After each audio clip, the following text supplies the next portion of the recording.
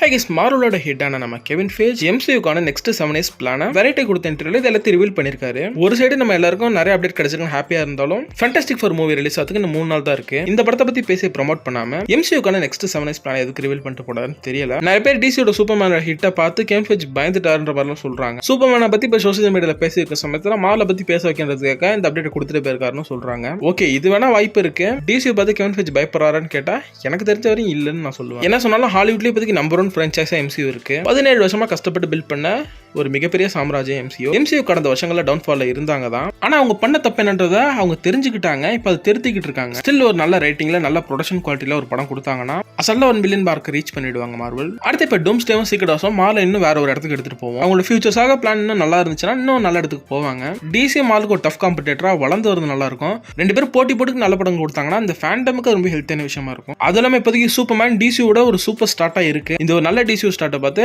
Marvel பயந்துட்டாங்கன்னு சொன்னா அது ஒன்றும் நம்புற மாதிரி இல்லை, ஏத்துக்கிற விதத்துல இல்ல. அப்புறம் ஏன் கெவின் ஃபேஜ் ஃபேண்டாஸ்டிக் ஃபோரை ப்ரோமோட் பண்ணாம ஃபியூச்சர் மார்வல் ப்ராஜெக்ட்ஸை பத்தி இப்போ ரிவீல் பண்ணிட்டு போயிருக்காருன்னு கேட்டீங்கன்னா இந்த வருஷம் சாண்டிகோ காமிக்காலாம் மார்வல் அப்பியர் ஆக போறது இல்ல.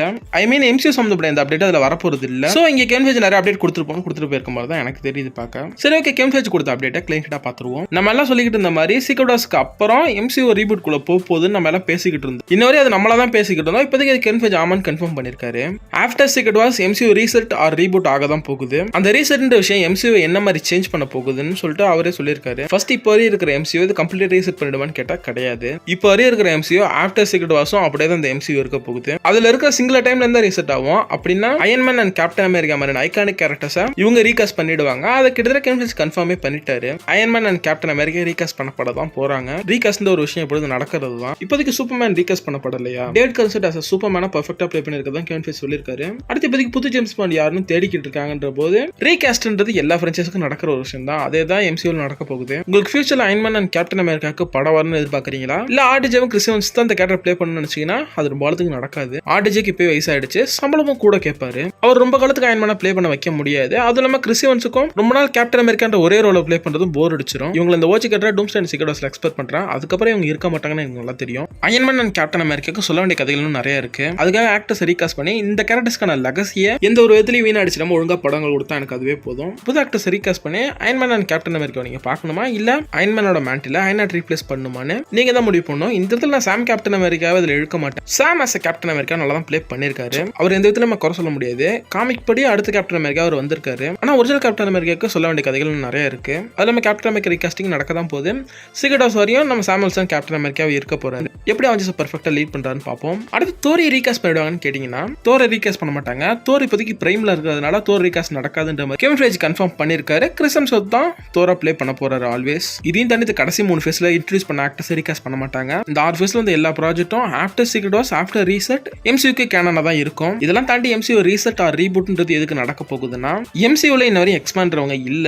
அடுத்து ஃபேண்டாஸ்டிக் ஃபோரும் கிடையாது. அடுத்து ஸ்பைடர்மேன் சம்பந்தப்பட்ட ஒரிஜினல் கேரக்டர்ஸும் எம்சியூல இல்ல. இப்படி மிஸ் ஆகிற எல்லாத்தையுமே இந்த ரீசெட்ல சரி பண்ணி எம்சியூக்குள்ள எல்லாத்தையும் ஃபிக்ஸ் பண்ணிடுவாங்க. இதுக்கு தான் இந்த ரீபூட் ஆர் ரீசெட்ன்றது ரொம்ப இம்பார்ட்டன்டா இருக்குது இப்போதைக்கு எம்சியூக்கு. அடுத்து பல காலங்களா அந்த சூப்பர் ஹீரோ ஃபெட்டிக்ன்ற ஒரு டாபிக் போய்கிட்டே தான் இருக்கு. நம்ம ஆப்சல்யூட் சினிமான்ற தாத்தாவும் அதை பத்தி பேசியிருப்பாரு. இந்த சூப்பர் ஹீரோ ஃபெட்டிக்ன்ற டாபிக் ஸ்டார்ட் ஆகிறதுக்கான காரணம்ன்றது மார்வலோட டவுன்ஃபாலான ஃபேஸ் 4 தான் இதோட பேச்சுக்கு காரணம். Too much of content phase 4ல நம்ம மார்வல் கொடுத்துருப்பாங்க.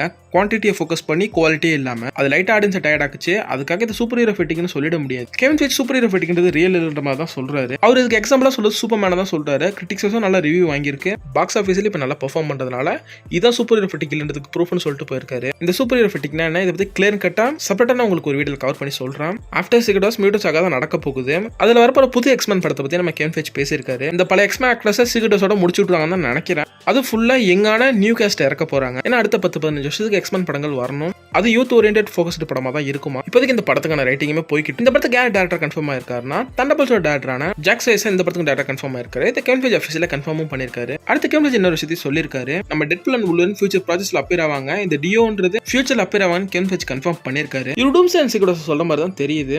ஆஃப்டர் சீக்ரெட் ஹவுஸ் இந்த டியோ மார்வல் யூஸ் பண்ண சான்ஸ் இருக்குது. இந்த எக்ஸ்மேனோட யங் ஆக்டர்ஸ் காஸ்டிங்ல வுல்வரின் சேர்த்து ரீகாஸ்ட் பண்ணப்படுவாரான்றது தெரியல. ஆனா வுல்வரின் உல்வரின் ஒரு புது ஆக்டர்ஸ் ரீப்ளேஸ் பண்றதா நல்லா இருக்கும். இதை சொல்றேன்னா ஹியூ ஜாக்மன் உல்வரினோட மிகப்பெரிய ஃபேன். நான் சின்ன வயசுல பார்த்து வளர்ந்த உல்வரின் அவரு. வேற வழியே கிடையாது, மாற்றமன்றே மாறாதுன்றதுக்குள்ள உல்வரினுமே அதுல அடங்குவாரு. After Secret Wars Hugh Jackman recast பண்றாங்களான்னு பொறுத்திருந்து பார்ப்போம். அடுத்த கெவின் ஃபீஜ் இன்னொரு விஷயத்தையும் கன்ஃபார்ம் பண்ணிருக்காரு. டெட்பூல் அண்ட் உல்வரின் மாதிரி ஃபியூச்சர் எம்சிக்கு நிறைய ஆர்ரேட்டட் ப்ராஜெக்ட்ஸ் தேவை. கண்டிப்பா நிறைய ஆர்ரேட்டட் ப்ராஜெக்ட்ஸ் வரும் கன்ஃபார்ம் பண்ணிருக்காரு. இதுக்குள்ள பிளேடும் அடங்கும்னு நினைக்கிறேன். அடுத்து ஸ்பைடர்மேன் பிராண்ட் நியூ டே பத்தியும் நம்ம கெவின் ஃபீஜ் அப்டேட் கொடுத்து தான் போயிருக்காரு. ஸ்பைடர்மேன் 4ன்றது ஸ்ட்ரீட் லெவல் படமா தான் இருக்க போகுதுன்றது அஃபிஷியலா கெவின் ஃபீஜ் கன்ஃபார்ம் பண்ணிட்டார். சோனிக்கு இவங்களுக்கு இடையில நடந்த சண்டையில மார்வல் ஜெயிச்சிட்டாங்கன்னு நினைக்கிறேன். ஏன்னா சோனிக்கு அடுத்து ஒரு மல்டிவர்ஸ் ஸ்டோரி கேட்டான். ஆனா மார்வலோ ஸ்பைடர்மேனுக்கு ப்ராப்பரா ஒரு ஸ்ட்ரீட் லெவல் ஸ்டோரி கொடுக்கறதா இப்போதைக்கு கரெக்டா இருக்கும்னு நினைக்கிறாங்க. ஸ்ட்ரீட் லெவல் ஸ்டோரி இப்போதைக்கு ஸ்பைடர்மேன் கரெக்டா இருக்கும். ஏன்னா இப்பதான் ஒரு மல்டிவர்ஸ் ஈவென்ட் முடிஞ்சு ஸ்பைடர்மேன் தனியா விடப்பட்டிருக்காரு. நியூயார்க் சிட்டிலயுமே ஸ்ட்ரீட் லெவல்ல நிறைய கிரைம்ஸ் நடந்துட்டு இருக்க சமயத்துல இந்த சிட்டிக்கு ஸ்ட்ரீட் லெவல்ல ஒரு ப்ரொடெக்டர் தேவை. காமிக்ல இருக்கிற மாதிரியே ப்ராப்பரான ஒரு ஸ்பைடர்மேன் ஸ்டோரியா இது இருக்கும். வேர்ல்டு சேவிங் ஸ்பைடர்மேன் ஸ்டோரி இல்லாம நம்ம கெவின் ஃபீஜுமே இதான் கன்ஃபார்ம் பண்ணிருக்காரு. இந்த பிளானுக்குலாம் இடையில தான் சோனி மல்டிவர்ஸ் லெவல்ல எனக்கு படம் வேணும்னு சொல்லி உயிர் வாங்கிட்டு இருந்தான். ஏன்னா சோனியை பத்திலுக்கு ஸ்பைடர்மேன் தங்க முட்டையிற வாத்து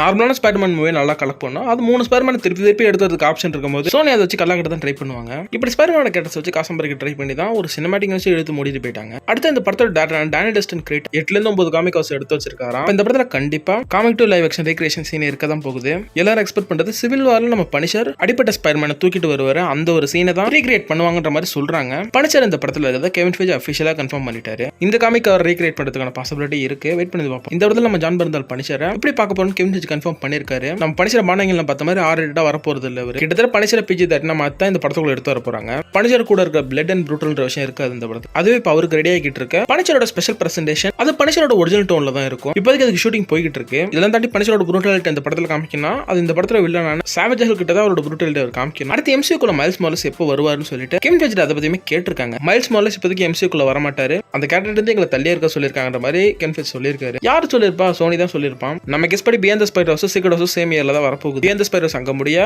அப்படியே MCU-க்குள்ள மைல்ஸ் மார்லஸ் மால் கொண்டதுக்கான பாசிபிலிட்டி இருக்கு. வெயிட் பண்ணி மால் என்ன பண்றாங்கன்னு பார்ப்போம். அடுத்து நம்ம கெவின் ஃபீஜ் ஹாலிவுட்டோட துருவ நட்சத்திரத்தை பத்தி பேசியிருக்காரு. அதாங்க டைட்டிலும் ஆக்டரும் மட்டும் இருக்கிற ஒரே படம் 6 வருஷமா. இந்த பட சைடுல என்ன பிரச்சனை சொல்லிட்டு கெவின் ஃபீஜ் பேசியிருக்காரு. கிட்டத்தட்ட 4 வருஷன் பிளேட் ஸ்டோரி அவங்க வச்சிருந்தாங்களாம். 2 periodical story, 2 modern day story. But Kevin Feige script satisfying இல்லாதனால இந்த படம் அதுக்கப்புறம் மூவ் ஆகி போகல. லெதர் அவுட்ஃபிட் போட்டுக்கிட்டு வேம்பைர்ஸ் கொல்ற மாதிரி மட்டுமே நாங்க பிளேட காமிக்க வரும்போது ஒரு நல்ல ஸ்கிரிப்டுக்காக வெயிட் பண்ணிட்டு இருக்கோன்றதுதான். இத்தனைக்கும் இந்த படத்தை 60s செட் பண்ணி அதுக்கான காஸ்டியூமரே ரெடி பண்ணி இந்த படத்தை யூஸ் பண்ணாம அதை நம்ம ரைன் கூகுலர் தன்னோட சின்னர்ஸ் படத்துக்கு வாங்கி யூஸ் பண்ணிருப்பாரு. சூப்பர் நேச்சுரல் சாகாக்கு ரொம்ப இம்பார்ட்டன்டான ஒரு கேரக்டர் நம்ம பிளேட மால் பாக்குறாங்க. அதனாலதான் மால் வெயிட் பண்ணி ஒரு தரமான படமா கொடுக்கும்னு நினைக்கிறாங்க. இப்போ இந்த படத்தை ரைட் பண்றது இப்போதைக்கு சக்சஸ்ஃபுல்லான தண்டர்போல்ட்ஸோட ரைட்டரான எரிக் பெயர்சன் தான் இந்த படத்தை ரைட் பண்ணிக்கிட்டு இருக்காரு. ரைட் பண்ணி இது ஒரு நல்ல படமா வரட்டும். எப்படி ஆஃப்டர் சீக்ரெட்ஸ்க்கு அப்புறம் தான் பார்க்க போறோம். வெயிட் பண்ணி பார்ப்போம் பிளேட் என்ன மாதிரியான ஒரு படமா வரப்போகுதுன்னு. அடுத்து நம்ம கெவின் ஃபீஜ் கேங்கை பத்தியுமே பேசியிருக்காரு. கேங்கோட பிளேஸ்க்கு டூமை ஷிஃப்ட் பண்ணதுக்கான காரணம் நம்ம எல்லாம் என்ன நினைச்சுக்கிட்டோம்னா ஜானத்தன் மேஜரோட கேஸ் இஷ்யூ, அப்புறம் குவாண்டம் மேனோட ஃபெயிலியர், மல்டிவர்ஸ் கேங் ஒர்க் ஆகலன்ட்டு கேங்க தூக்கிட்டு மார்வல் டூமை இறக்குனாங்கன்னு நினைச்சோம். ஈவன் குவாண்டம் மேனோட ரிலீஸுக்கு முன்னாடி ஜானத்தன் மேஜரோட அந்த கேஸ் இஷ்யூக்கு முன்னாடியே மார்வல் ரியலைஸ் பண்ண ஆரம்பிச்சிட்டாங்களா. ஃபர்ஸ்ட் அவங்க என்ன நினைச்சிருக்காங்கன்னா மல்டிவர்ஸ் ஆகாக்கு பவர்ஃபுல்லான வில்லனா கேங்க பார்த்திருக்காங்க. கிட்டத்தட்ட மல்டிவர்ஸ் ஆகாவோட தானஸ் தான் அவர் பார்த்திருக்காங்க.